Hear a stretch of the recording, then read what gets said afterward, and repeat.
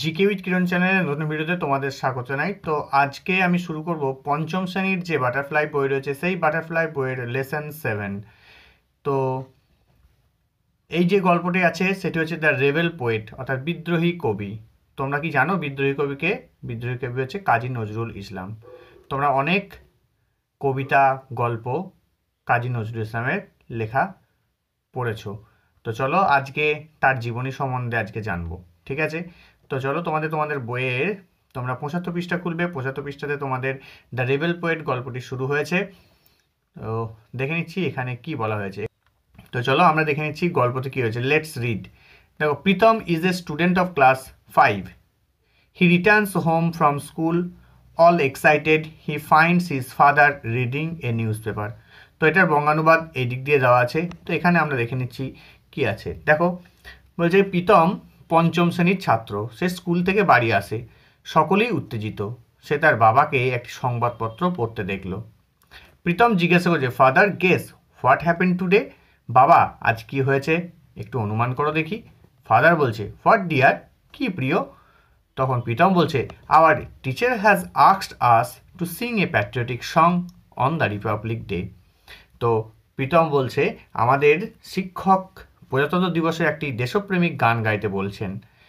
Father, which song are you going to sing son? তুমি কোন গাইটি গাইতে যাচ্ছ বাছা? প্রীতম বলছে, madam suggested that we should sing Karar Oi Louho Kopat. Madam পরামর্শ দিয়েছেন যে আমাদের কারারই লৌহ কপাট গানটা গাওয়া উচিত। ফাদার তখন বলছে, do you know who has written the song Pritam? তুমি কি জানো প্রীতম এই গানটি কে লিখেছেন? প্রীতম তখন বলছে, নো ফাদার, না বাবা। তারপরে দেখো, ফাদার বলছে, he is our great poet Kazi Nazrul ইসলাম।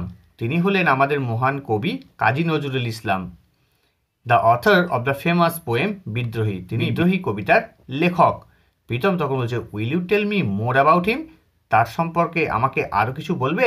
তখন বলছে বা ফাদার বলছে, he was born at a time when India was under the British rule. তিনি এমন সময় জন্মগ্রহণ করেছিলেন যখন ভারতে ব্রিটিশ শাসনের অধীনে ছিল। Though his writings he inspired the Indian youth to boldly fight for freedom. তার লেখার মাধ্যমে তিনি ভারতীয় যুবকদের সাহসের সাথে স্বাধীনতা লড়াই করতে উদ্বুদ্ধ করেছিলেন। প্রীতম তখন বলছে, when was he born father? তিনি কবে জন্মগ্রহণ করেছেন বাবা? He was born on 24th May 1899 in the village of Churulia. তিনি 1899 সালের 24শে মে চুরুলিয়া গ্রামে জন্মগ্রহণ করেছিলেন। This was near Asansol in the Burdwan district of undivided Bengal. এটি অবিভক্ত বাংলার বর্ধমান জেলার আসানসোলের কাছে অবস্থিত। As a child he was attracted to folk theatre and later wrote many folk plays like Datakarna and কবি কালিদাস। বাল্যকালে তিনি অনেক লোকনাট্যের প্রতি আকৃষ্ট হন এবং পরবর্তীকালে দাতাকর্ণ এবং কবি কালিদাসের মতো অনেকগুলো লোকনাট্য রচনা করেছিলেন। তাহলে তার লোকনাটকগুলো কি কি? লোকনাটকগুলো হচ্ছে দাতাকর্ণ এবং কবি কালিদাস, ঠিক আছে? এগুলো তোমরা নোট করবে। তো চলো এরপরে প্রীতম কি বলছে, দ্যাটস ইজ ইন্টারেস্টিং, এটা মজার জিনিস। ফাদার তখন বলছে, in 1910 Nazrul mate the revolutionary Nibaranchandra Ghatak who was his teacher. 1810 সালে কবি নজরুল বা কাজী নজরুল ইসলাম বিপ্লবী নিবারণচন্দ্র ঘটকের সাথে দেখা করেছিলেন। হু ওয়াজ হিজ টিচার, যিনি তার শিক্ষক ছিলেন। The poet Kumudranjan Mallick was the headmaster of the Kazi Nazrul joint next. কবি কুমুদরঞ্জন মল্লিক স্কুলের প্রধান শিক্ষক ছিলেন। নজরুল পরবর্তীতে তার সঙ্গে যোগদান করেন, ঠিক আছে? তাহলে নিবারণচন্দ্র ঘটক হচ্ছে তার শিক্ষক মহাশয়, তিনি একজন স্বাধীনতা সংগ্রামী ছিলেন। অন্যদিকে কুমুদরঞ্জন মল্লিক সেই স্কুলেরই প্রধান শিক্ষক মহাশয় ছিলেন। এটাও কিন্তু তোমরা নোট করবে, কারণ এখান থেকে তোমাদের প্রশ্ন আসতে পারে। এরপর দেখো, কাজী নজরুল ইসলাম তার সঙ্গেও কিন্তু যোগ দিয়েছিলেন, ঠিক আছে? তো চলো এইখানেই তোমাদের প্রথম পার্টটা কমপ্লিট হয়ে যাচ্ছে। এরপর আমরা যে অ্যাক্টিভিটিগুলো আছে সেইগুলো আমরা একটি ভিডিওতেই আলোচনা করব। তো চলো তোমরা 77 পৃষ্ঠায় এই গল্পেরই কি রয়েছে এই গল্পের দ্বিতীয় অংশটা রয়েছে। তো চলো দেখে নিচ্ছি এখানে কি বলছে।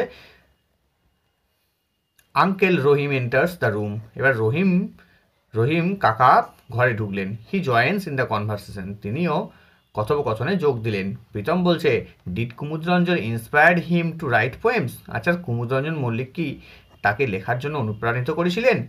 ফাদার তখন বলছে, yes, but Nazrul was also influenced by Rabindranath and the Persian poet like Hafez and Khayyam. ঠিক আছে, তো দেখো এখানে বলছে কবি নজরুল ইসলামও কিন্তু রবীন্দ্রনাথ এবং হাফেজ ও খায়ামের মতো পার্সিয়ান কবির দ্বারা প্রভাবিত হয়েছিলেন। অর্থাৎ পার্সিয়ান কবির দুটো নাম পেলাম, একটা হচ্ছে হাফেজ আর একটা হচ্ছে খায়াম। ঠিক আছে, তো চলো এরপরে আঙ্কেল রহিম একটা কথা বলছে। কি বলছে? Did you know that Nazrul join the army under the British. তুমি কি জানো যে নজরুল ব্রিটিশদের অধীনে সেনাবাহিনীতে যোগ দিয়েছিলেন? He was in the 49th Bengal regiment. তিনি 29তম বেঙ্গল রেজিমেন্টে ছিলেন। মানে 29তম বেঙ্গল রেজিমেন্ট মানে এটা একটা ব্যাটেল ফিল্ড। ঠিক আছে, এখানে তিনি যোগদান করেছিলেন। After the first world war the regiment was disband in 1920। এই 1920 সালে এটি ভেঙে দেওয়া হয়েছিল। So he came to Kolkata. তাই তিনি কলকাতায় ফিরে আসেন। তাহলে আর্মিতে যে যোগদান করেছিল সেটা কিন্তু ভেঙে গেল এবং 1920 সালে তিনি কলকাতায় ফিরে এলেন। ফাদার তখন বলছে যে at that time India's had Ryzen against the British rule. সেই সময় ভারতীয়রা ব্রিটিশ শাসনের বিরুদ্ধে জেগে উঠেছিল। Nazrul protested against the cruelty of the British in his own way. Nazrul তার নিজের মতো করে ব্রিটিশদের নিষ্ঠুরতার বিরুদ্ধে প্রতিবাদ করেছিলেন। In fact he also started writing poems. প্রকৃতপক্ষে তিনি তার প্রতিবাদ জানাতে কবিতা, প্রবন্ধ এবং গান লিখতে শুরু করেছিলেন। Essays, songs to voice his protest. He is the rebel poet of India. তিনি ভারতের বিদ্রোহী কবি। তাহলে এখান থেকে আমরা কি জানলাম? যে ব্রিটিশদের বিরুদ্ধে তিনি প্রতিবাদ জানানোর জন্য প্রবন্ধ, গান এই সমস্ত লিখতে শুরু করেছিলেন। তার সঙ্গে তিনি কবিতাও লিখেছিলেন। তার জন্য যেহেতু তিনি বিদ্রোহ করেছিলেন তার কবিতা, গান এবং প্রবন্ধের মাধ্যমে, তার জন্য তাকে ভারতের বিদ্রোহী কবি বলা হয়।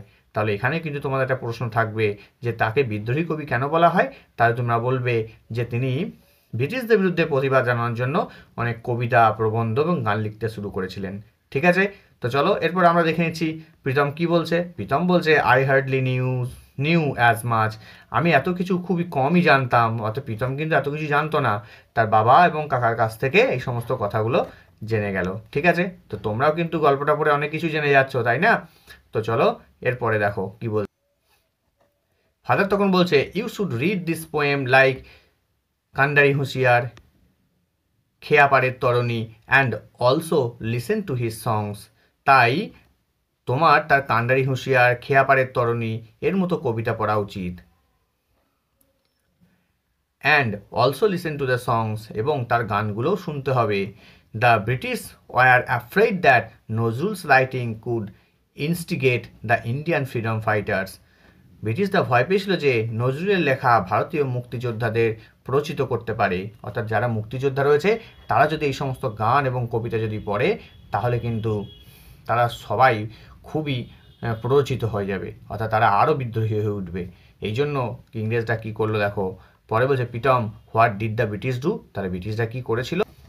আঙ্কেল রহিম তখন বলছে, the British grew part of bread. অর্থাৎ ব্রিটিশরা কিন্তু হতবাক হয়ে পড়েছিল। ফাদার তখন বলছে, in 1922 Nazrul started a magazine Dhumketu where he published আনন্দময়ীর আগমনে এ পোয়েম। 1922 সালে নজরুল ধূমকেতু নামে একটা পত্রিকা শুরু করলেন। সেখানে তিনি আনন্দময়ীর আগমনে কবিতা প্রকাশ করলেন। তাহলে তার একটা কবিতা আনন্দময়ী আগমনে, সেটা 1922 সালে ধূমকেতু পত্রিকাতে প্রথম তিনি লিখলেন। আঙ্কেল রহিম তখন বলছে, the British raided the office of Dhumketu, the poet was arrested from Comilla. ব্রিটিশরা ধূমকেতুর অফিসে অভিযান চালায়, কুমিল্লা থেকে কবিকে গ্রেপ্তার করা হয়। ঠিক আছে, তাহলে কবিকে কিন্তু গ্রেপ্তার করে নিল ইংরেজরা। তখন প্রীতম বলছে, হোয়াট হ্যাপেন দেন? তারপরে কি হলো? ফাদার তখন বলছে, he was transfer to the Hooghly jail and there he began fasting. দেখো, হুগলি জেলে তাকে কিন্তু নিয়ে আসা হলো। সেখানে কিন্তু তিনি অনশন শুরু করে দিলেন। তিনি কিন্তু আর কিছু খাওয়া দাওয়া করলেন না। It was his way of protesting against the torture of the British. এটি ছিল ব্রিটিশদের অত্যাচারের বিরুদ্ধে তার প্রতিবাদ করার একটা পদ্ধতি। তো তিনি সেখানে ফাস্টিং করতে শুরু করলেন। ফাস্টিং মানে কি?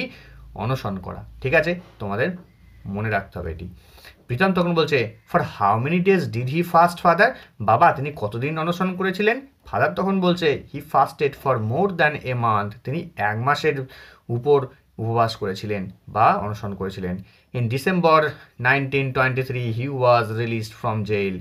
1923 সালের ডিসেম্বর মাসে তাকে জেল থেকে ছেড়ে দেওয়া হয়। প্রীতম তখন বলছে, thank you so much father.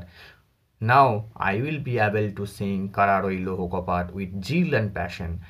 আপনাকে অনেক ধন্যবাদ বাবা, এখন আমি উৎসাহ এবং আবেগের সাথে কারারই লৌহ কপাট গানটা গাইতে সক্ষম হব।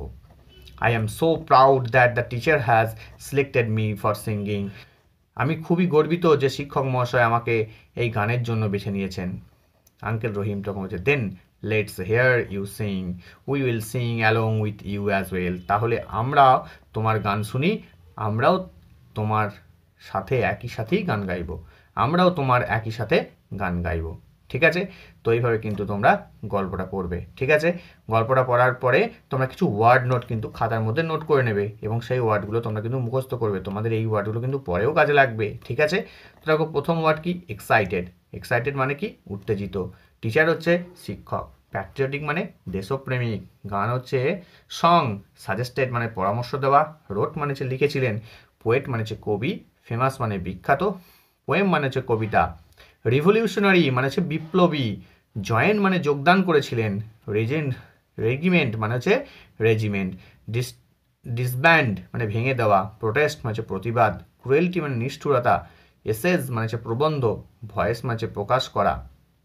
ভয়েস মানে শব্দও হতে পারে। ইনস্টিগেট প্ররোচিত করা। পাটাব্রেড মানে হচ্ছে হতবাক। ম্যাগাজিন মানে হচ্ছে পত্রিকা। পাবলিশ মানে হচ্ছে প্রকাশিত করা। রেইড মানে হচ্ছে অভিযান। অ্যারেস্টেড মানে হচ্ছে গ্রেপ্তার। ফাস্টিং মানে হচ্ছে অনশন। প্রাইড মানে হচ্ছে গর্ব। জিল মানে হচ্ছে উৎসাহ। প্যাশন মানে হচ্ছে আবেগ। সিলেক্টেড মানে হচ্ছে নির্বাচিত। অ্যালং মানে হচ্ছে সাথে। কনভারসেশন কথোপকথন। ইন্সপায়ার্ড মানে অনুপ্রাণিত। চাইল্ডহুড মানে শৈশব। বোর্ড মানে হচ্ছে বিরক্ত। ইমাজিনেটিভ মানে কল্পনাশীল। ফাউন্ডেশন মানে হচ্ছে ভিত্তি। তো এইভাবে কিন্তু তোমরা ওয়ার্ডগুলো মুখস্থ করবে। ঠিক আছে, তো আজকে আমাদের ভিডিও এই পর্যন্তই। এরপরে যে সমস্ত অ্যাক্টিভিটিগুলো রয়েছে সেই অ্যাক্টিভিটিগুলো কিন্তু আমরা পরবর্তী ভিডিওতে আলোচনা করব। এর আগের ভিডিওগুলো যদি তোমরা দেখে না থাকো তাহলে ডেসক্রিপশন বক্সের লিঙ্ক থেকে সেই ভিডিওগুলো দেখে নেবে। আর আজকের ভিডিওটি ভালো লাগলে লাইক করবে, তোমাদের বন্ধুদের সঙ্গে শেয়ার করবে। তো চলো আজ এখানে ভিডিও শেষ করছি। Tata, good bye.